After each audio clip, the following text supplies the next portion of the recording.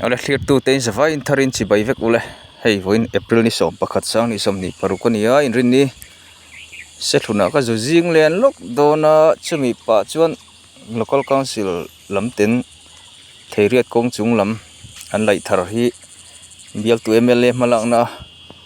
an laih thar hi kan han en thlave lok dona ni hei kan hriat thep angin helai high school bulania tuna ka din na ka kalmek na thlang zone kha leimin zau deuh min kha ni awang a hun lai chon lar ve em kha ti chuan chumi ni wang chuan he ta a chhak high school le middle school sira tangin two wheeler chau tlan thei tu khan kong kha kal reng thina hoi helai ka focus na thla hi leimin kha ni a ei helai ka ti na son ho hi amin zau khop maya hemini wang hian a chhak tuna kanom na lai atang hian two wheeler chau tlan thei turin ehunenge mo chen kha ti ani a tlan pon tlan na sa a ti chuan tun hoi hei bial te mele malang na in local council lamten na an thokai lai hian hei two wheeler chau lo deuh kal thei na nan tia ti hian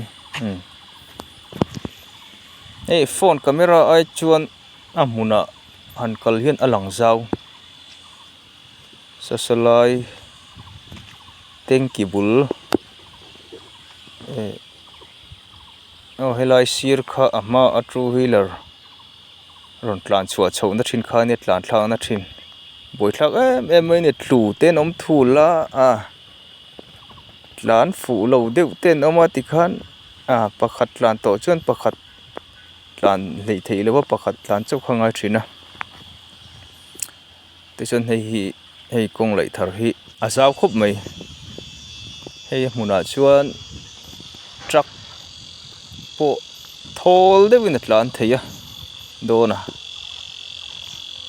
area hrim hrim hi chuan tin pick up on in pel thei zan ang ti ni hei maro chule hun han kal zel se ro te han class se tin nge ni zelang a fu chho zelang am ti phe chu kha chu khuwa rel thil ala ni deuh ani poni sela a thang reng fu mai hei kong azal nuam phian maya hei kong koi lai tak po hi zau thakop maya tiana kual ami a kual na chin han dot le chi hitlem chun a zu chuk dewa a lo thei lo ve deuh boka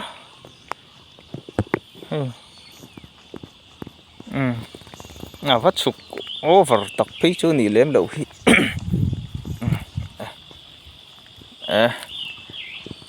a thadon khop a kong hi ka soita ang deuh khan hetia ei phone camera hetia lak ai ma hian a hmuna kal hi han om hian a zau heti en a hian a zau tinan chumo chutiang chu ni tiang kan tianga ho chho lama an la chho le ang ti hian hei thui po kan kal lo kong puipa ngai kan zu po der mai yan se thluna zu kal lo konga ho chho lama an la chho le don ani rem chuan tlemin a thil lung a tam ve deuh hlek ani kong pui zuk nai lampang chu hei ti hian kan zuk thleng thla der maya kong pui chu motor phei chuan rei tlan ani no tlan deuh zuai a thlen alo nai riau mai alo mom khop mai ruwa a fur pui te ron thleng sela amin le reu rewang ti hlom le mai nan lai kong pui kan thlenga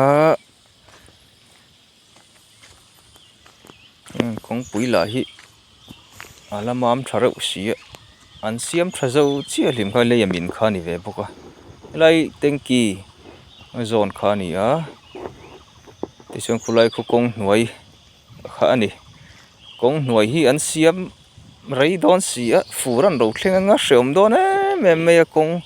two wheeler tan te bik takin auto rickshaw te tin motor pa ngai a pawh tlem a khan hniam deuh tan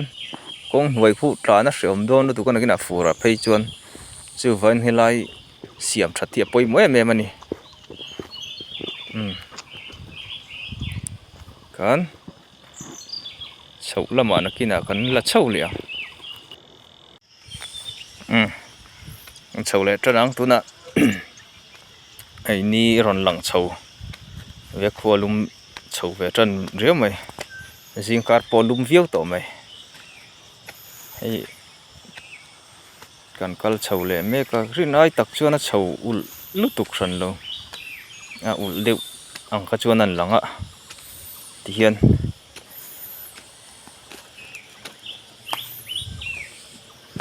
exer lak na po nuam don to fia vani lai lama nge jing lama ti chuan mami kha chu a chho ul a kong a te bok nen kala hriawm deuh hleka ma chu kha bak chu ti ngai na dang khawm si lova ti hei soita ka khan helai hi Theiriat kawng chung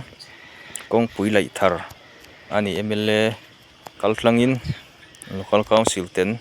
an lo buai puya an thok rim thabok a hei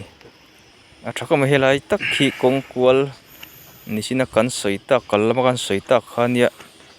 te hian helai te film khur ve deuh chu ngai mai thei rin ai takin a kual lai taki an ti zau hlova hei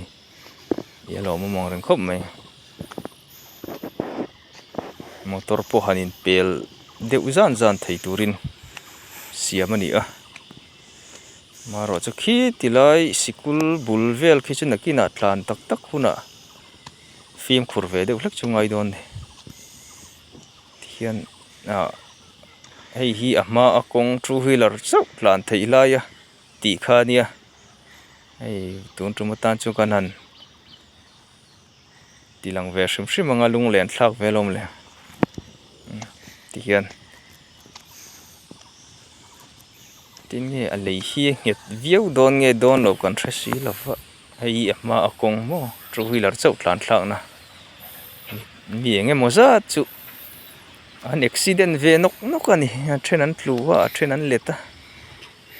then an in ra khal phalo kha a ti te kan an buai deuh na sa thin khom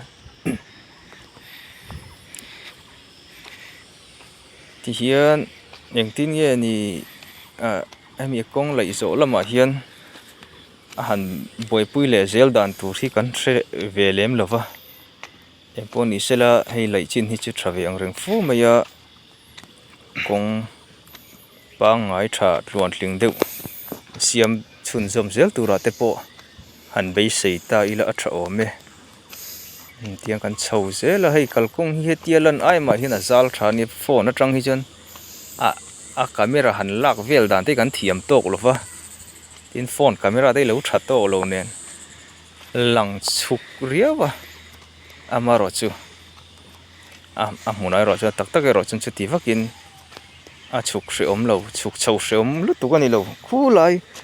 a top zup thlen thlak dawn kha te mina chuk ul ve deuh hlek ti lo kha chu hai sikul kan thleng chho le ta helai vel tlan hi nakina chuan film khur ve deuh hlek te po ngai mai the sikul bul te ni si a ole kha ti zong kha ni